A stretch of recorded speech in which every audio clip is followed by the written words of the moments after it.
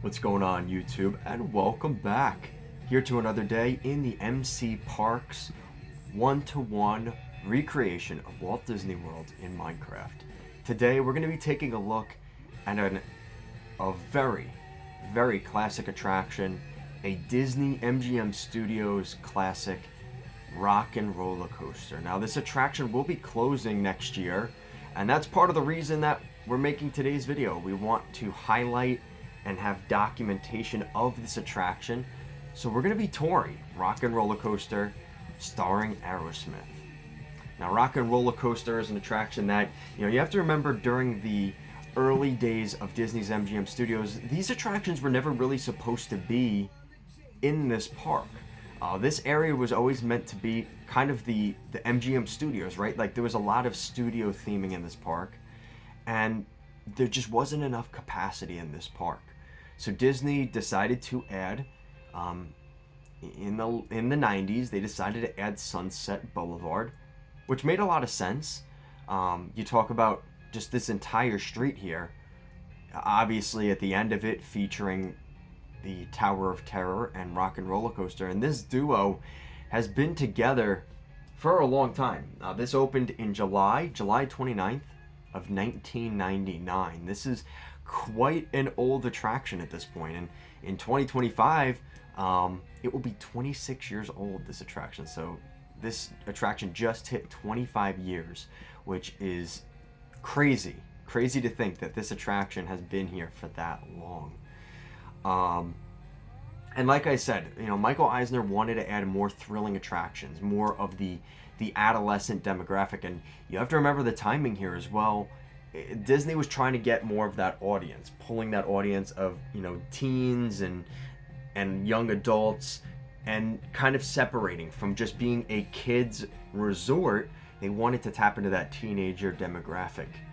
So you talk about Alien coming into the Magic Kingdom in Tomorrowland, Tower of Terror, and of course RockN Rollercoaster, all coming together as thrill rides during the early 90s. RockN Rollercoaster was kind of always seen as a good fit for this area, especially when you consider the fact that, you're talking about at the end of Sunset Boulevard in a California park, right? Rock and roll and Aerosmith, even at the time of this opening, was kind of not necessarily dying off, but the popularity of Aerosmith was definitely more of a thing in the 80s. But RockN Rollercoaster, starring Aerosmith, it worked at the time. And, you look at this pre-show, they have, they're going to a show, and basically their coordinator or their agent or whoever, she's in there and, telling them they need to go. And Aerosmith is sitting there and they're like, no, we have all these fine people, we need to get them to our rock concert. And then they said, well, we need a limo to get these people over there. The show is starting soon. The concert's starting. And we're going to need a limo. Make that a stretch limo. Actually, make that a super stretch limo. And of course, that's when you embark on RockN Rollercoaster, getting into your own super stretch limo, where you eventually go and ride the attraction.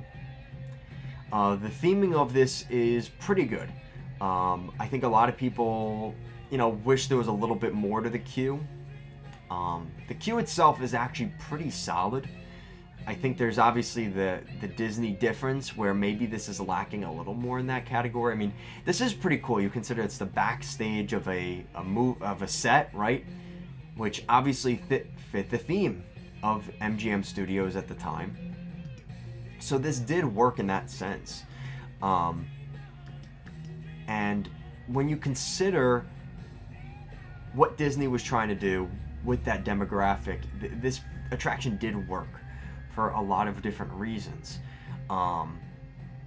This was an attraction that they needed, like I said, they needed to add capacity to this park. So it was always kind of seen as, we've got the drop tower ride, and now we've got a really nice roller coaster back here.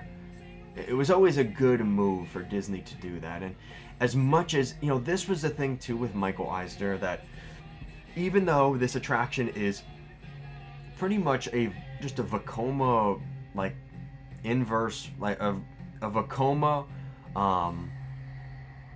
roller coaster that you could find in any Disney theme park. The fact that they had all the theming, they put it indoors, they put all the interesting light packages and the facades and all that stuff. That's what made that Disney difference for an attraction that kind of was an off-the-shelf attraction. And that's the stuff that Eisner, even on a budget attraction, even though the attraction itself was very basic, the theming all around the attraction is what made it the Disney attraction that it was.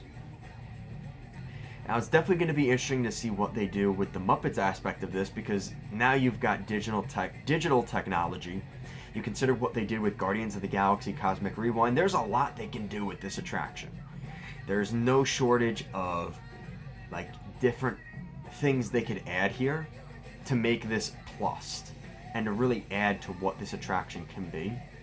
And that is definitely something I am very excited for.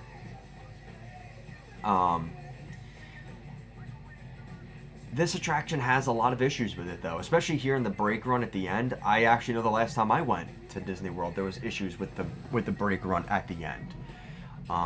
Hopefully Disney's able to fix all the issues with this attraction that it's had, because this is an attraction that a lot of people really love, and the fact they're changing it over to Muppets, a lot of people aren't thrilled with that, and the purists for classic Walt Disney World and classic MGM Studios, you really got to sell people on this. And this is something that a lot of people, especially looking at third party and licensing with Aerosmith, Disney was already kind of looking to move on from Aerosmith.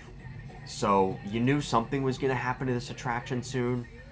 Obviously the whole thing with Steven Tyler recently, with some of the things going on with him outside, Disney was ready to let this attraction go and ready to replace this attraction. And obviously everything going on with Muppets going on and how they're replacing the Muppets, they needed to add some kind of Muppet presence for somewhat of a cheaper ask, and that's kind of what they're doing here.